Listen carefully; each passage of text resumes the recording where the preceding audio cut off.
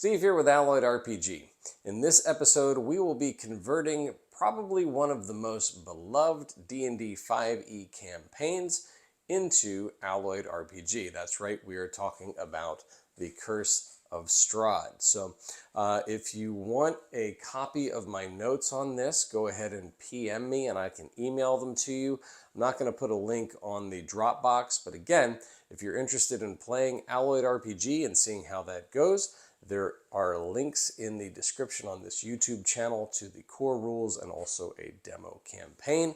As always, like and subscribe.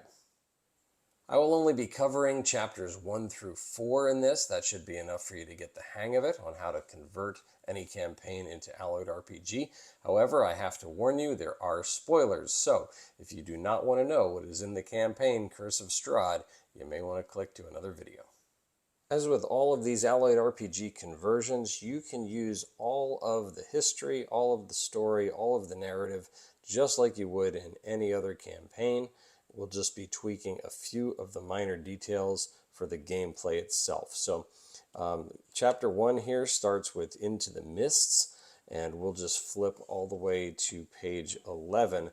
11 is where we get into this sort of a card reading thing, and that's determining your, I guess, sequence of events that happen within the castle. So instead of a card reading, what you're going to do on this one is you're going to roll a 1d4 and a 1d10 for each of the 5 positions. You see these 5 positions here, and the number then rolled on the d4 will correspond to the card suit. So whether it's swords or spades, stars, clubs, coins, diamonds, or glyphs, hearts. So that first D4 is going to correspond to the suit, and then the number rolled on the D10 is going to correspond to the location within the suit. And so as you get to page, let's see, I guess it's page 11 through 14, here's where you're going to see these different things. So you see that there's a suit, diamonds, and then there's a 1 through 10 on where these different things occur. So instead of using cards, you're just going to use 2 simple dice rolls and you're done. On pages 15 to 17, you're going to determine Strahd's enemy. And normally you would do that again with a deck of cards. We're not going to do that. We're just going to use dice. The problem is there are 21 potential enemies for Strahd. So how do we do that with a dice roll? Well, actually pretty simple. You know, if it was a 20, it'd be easy. You just roll a d20. But because there's 21, we're going to do 2 die. We're going to do a d20, which is going to stand just like a normal d20. And then we're going to roll a d6, or really whatever else you want to. It doesn't matter so much on 21. And basically half of the d6 will count as 0, and half of the d6 will count as +1. So if I roll a 1 through 3, it'll be 0. And if I roll a 4 through 6, it'll be 1 added to whatever I roll on the d20. Hopefully that makes sense. We'll do that later in pages 18, 17, and 18 when you determine Strahd's location. Only this time, because there are 14 locations, we're going to roll a d10 and a d6. And the way that works is basically the d6, a roll of 5 and 6 equals 0. So that way the first 4 count as +4, and then the last 2, 5 and 6, mean a 0. So hopefully that makes sense. It's a pretty easy way to do odd dice rolls that don't fit nicely onto your standard die. You know, your d4, 6, 8, 10, all of that good stuff. So that's how you would do a dice roll for a weird number. As we get into chapter 2, it describes the lands of Barovia. Again, Curse of Strahd is considered a bit of a horror campaign, so image is everything. You're trying to tell a story and paint the picture. So it talks about the mists of Ravenloft. So basically a creature that starts in its turn in the fog would roll at disadvantage for everything there. Then as you flip the page, you'll get into these, they call them cosmetic spell modifications. All that basically is adding some imagery to whatever the magic is. And you can do the same thing with Alloyed RPG. You just add these horror descriptions to whatever that magic happens to be. So, instead of a hand appearing, it's a skeleton hand or something like that. So it just kind of keeps with the theme of the campaign. In Curse of Strahd, there's a people group called the Vistani. These are essentially gypsies. I don't say that in any kind of derogatory way, but they are wanderers. They go about on wagons, and they're different peddlers of different crafts, and they kind of show up at different things. They also have this thing called the Vistani curse, and so they can kind of like the evil eye, I suppose. But on these curses, page 28 in the campaign, for a curse to be successful for Alloyed, basically the Vistanas have to roll, they have to meet or exceed a target of 10.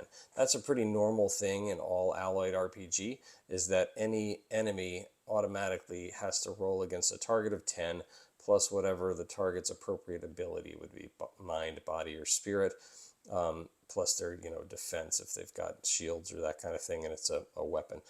So damage is standard in all Alloyed RPG. Again, those rules are free and downloadable. And then also, as we get to page 28 through 32, there's a list of random encounters. You use the same dice rolls to generate all the random encounters just like you would in the normal campaign. Again, the enemy has to roll against a target of 10. And then what I did here, this is pretty simple. So you go to the back of the campaign book, the Barovian Commoners, for example, and you look at their stat block. Essentially, the way you assign stats to anything in Alloyed RPG is super simple. You decide, hey, is the target easy to hit? Okay, if it's easy to hit, make it so that the target number is low. Okay, because you're rolling a d20 against that. So if the target's easy to hit, like let's say it's something big, like an elephant, okay?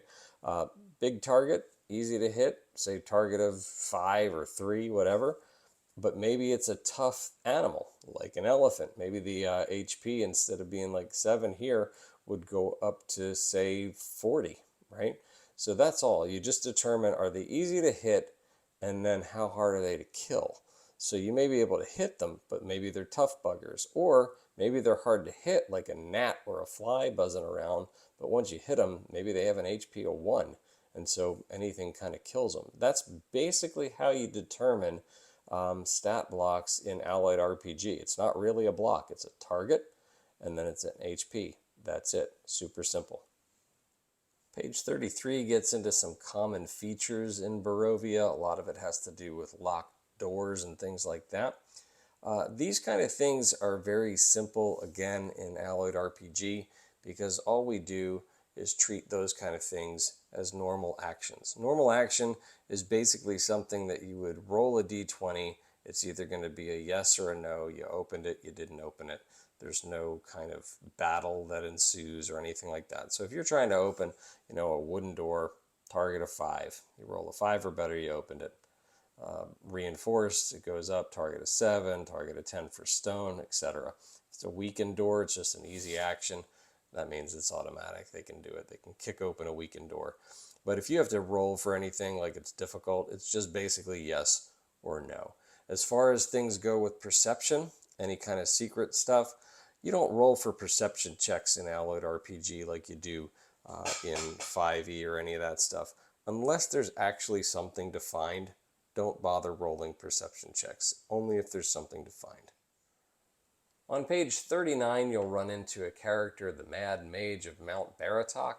He's got 9 spell slots, but again, Alloyed RPG treats magic as gear, so all you're going to do is pick 9 of the magic and put it onto a staff for him and just put it in that spell slot or magic slot right there on his character sheet. Like a great many of you, I find this Curse of Strahd campaign to be certainly one of the best. It is very well written. I would say, however, one of the things I'm not too fond of is how much jumping around there is. Just be prepared for that. It's kind of this choose your own adventure. There's a lot of if-then, like if they're entering through here, then these are possible encounters, and you kind of have to skip around the book quite a bit. So if you are DMing it, I would just say make sure you read ahead, at least the segment that you're going to be going through, because there is a lot of jumping around, random encounters, that kind of stuff, which are all fun and great, but you can also bog down at the table pretty quick, which is why I believe that it's helpful to go ahead and use Alloyed RPG rules on this campaign, because it takes a lot of the pressure off of the DM when you do that, and you'll see why. Again, those core rules are in the description on this YouTube channel, as well as a demo campaign, so be sure to download those. Hopefully this helps in showing you how to convert any campaign into Alloyed RPG. Again, thanks for watching, and may your dice always roll with advantage.